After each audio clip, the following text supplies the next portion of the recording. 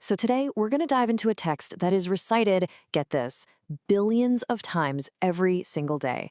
It's the absolute cornerstone of faith for nearly a quarter of the entire world's population. Let's get right into it, the opening chapter of the Quran, Al-Fatihah.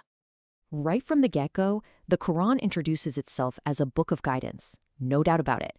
And its very first chapter, its grand opening, really sets the stage for this entire spiritual journey. But to really wrap your head around the scale of what we're talking about, just think about this question for a second. What single prayer do you think is recited by billions of people multiple times every single day? The number is just staggering, almost impossible to imagine. Well, that prayer is Surah Al-Fatihah. It's the first chapter of the Quran, and its name literally means the opener. And that's exactly where we're going to start. We're going to explore how this unbelievably short chapter is said to hold an entire universe of meaning within it. So just how short are we talking? Well, Al-Fatihah is made up of only 7 brief verses, or ayat in Arabic. That's it. 7 little lines that form the very bedrock of Muslim prayer. And if you want to get super precise, those 7 verses contain exactly 113 letters in the original Arabic. Now, what's so incredible about that is the sheer density, the amount of meaning and purpose that is packed into such a tiny space. And you know, it's because of this incredible density that Al-Fatihah has earned so many powerful names. Next, let's look at why one of its titles suggests it contains the essence of the entire Quran. Of course, it's called Al-Fatihah, the opener, because it kicks off the Quran and every part of the prayer. But its other names tell a story about what it does. It's called Ash-Shifa, the cure, and Ar-Ruqya, the remedy, which points to its healing power. It's even called As-Salah, meaning it is the prayer itself.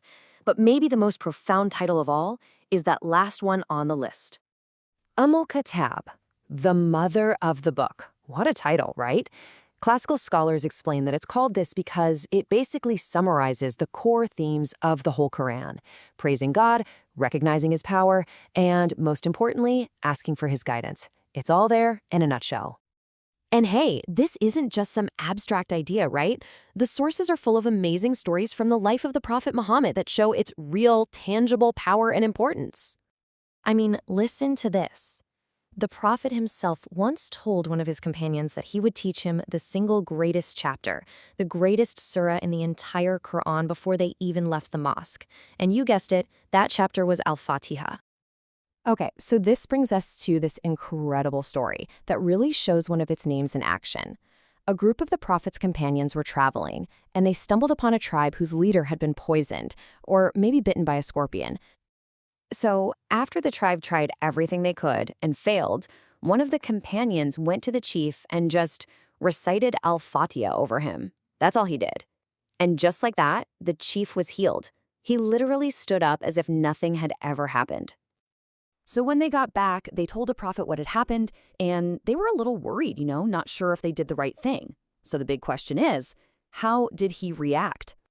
The Prophet, kind of surprised, but in a good way, asked, who told him that it is a ruqya, a remedy? It was this perfect confirmation of its role, not just as words you say, but as a real source of healing. It validated one of its most powerful names. And this is where things get really, really deep. We're now at the conceptual heart of Al-Fatihah, because it's not just a person reciting words to God, it's understood as a literal back and forth conversation with God. There's this really special type of narration called a hadith Qudsi, where the Prophet Muhammad is quoting God directly. And in this one, God says, I have divided the prayer into 2 halves between myself and my servant shall have what he asks for. So let's see how this incredible conversation plays out. So when the person praying begins, all praise is due to Allah, the Lord of existence, God replies in that exact moment, my servant has praised me. The connection is instant. Then you get to the core of it all. You alone we worship, and you alone we ask for help. And God responds, this is between me and my servant shall acquire what he sought. It's like a deal, a promise being made right in the middle of the prayer. And finally, here comes the ultimate ask. Guide us to the straight path. And the response from God is just this powerful, decisive confirmation. This is for my servant, and my servant shall acquire what he asked for. The request is granted. Okay, so we keep talking about this straight path. What exactly is it? Well, the final verses of the chapter define it perfectly, not just by telling you what it is, but also by telling you what it is not. The prayer spells it out clearly. Guide us to the path of the people you've been good to.